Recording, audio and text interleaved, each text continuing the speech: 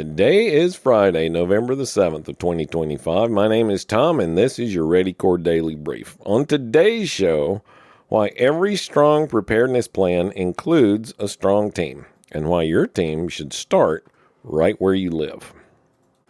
Let's get things started with the latest from the ASAT team and today's Daily Sit-Rep Briefing. This is your AmCon Daily Sit-Rep for November the 7th, 2025. Up first today, the United States is set to resume nuclear weapons testing.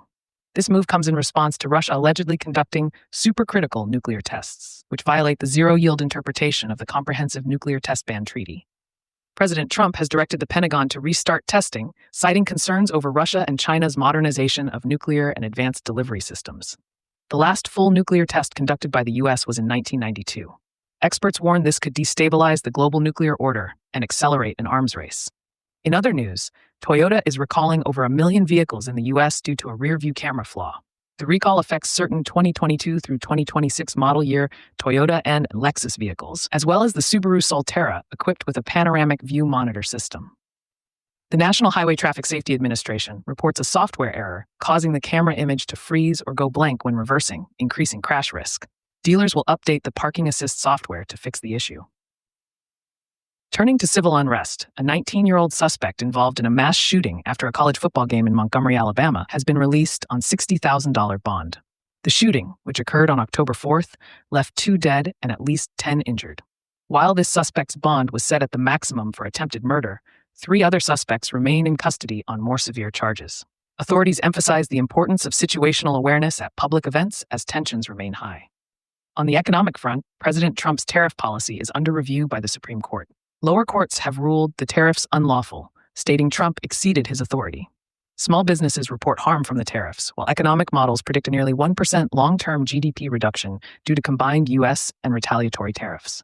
The Supreme Court's decision will have significant implications for executive power, trade policy, and the U.S. economy. Consumers are advised to monitor price trends and maintain financial resilience during this period of uncertainty. Finally, protests and civil unrest continue nationwide with multiple events scheduled in various cities over the next week. Local protests include vigils and demonstrations related to international conflicts and domestic issues. Members are urged to stay alert, maintain situational awareness, and report any suspicious activity to authorities and the ISAT team when safe. For today's weather, unsettled conditions prevail across the northern U.S., with rain and storms expected over parts of the Tennessee and Ohio valleys tonight. Frigid air will spread over the Great Plains and Mississippi Valley this weekend. A coronal mass ejection from the sun is anticipated to impact Earth starting this evening through Friday, with a strong geomagnetic storm watch in effect. A second CME is expected on Saturday with a moderate watch advised. Additionally, a storm will track north of the Great Lakes on Friday, causing widespread rain and isolated severe thunderstorms in the eastern U.S. The Pacific Northwest can expect rain, gusty winds, and mountain snow. A reminder for members, the South Region Adventure Challenge starts today in Milburn, Oklahoma, running through November 9th. This event offers hands-on preparedness training, including evacuation drills, survival skills, and fellowship opportunities. For details or to participate, contact your regional coordinator. Members can access the American Contingency Members-Only site to get the full report and more in-depth analysis of today's stories, along with practical preparedness tips, training opportunities, and resources to help you, your family, and your neighborhood stay crisis-ready. All week, we've talked about building ReadyCorps from the inside out. Strong families, connected neighborhoods, and real hometowns. Today's word of the week is what ties it all together. Teamwork. Because without a team, you're just one storm, one illness, or one bad day away from being overwhelmed. Here's the truth. Most people don't like to admit. You can't prepare for everything on your own. You can stock the shelves, you can buy the gear and make plans, but eventually you'll hit a point where one set of hands isn't enough. And that's why teamwork isn't just a nice idea, it's the missing link in most people's preparedness plans. In ReadyCorps, your team isn't just a loose online group or a forum of strangers, it's hyper-local. It's your street, it's your block, it's your circle of families who live and work where you do.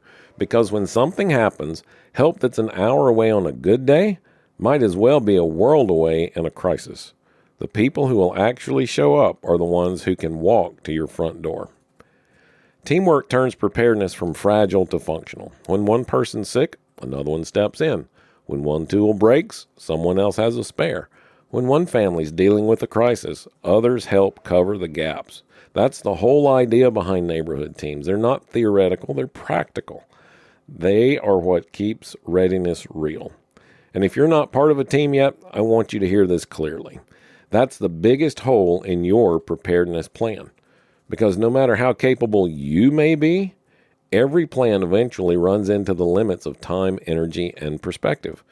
Teams fill those gaps with people. Each one brings skills, strengths, and resources that make everyone stronger.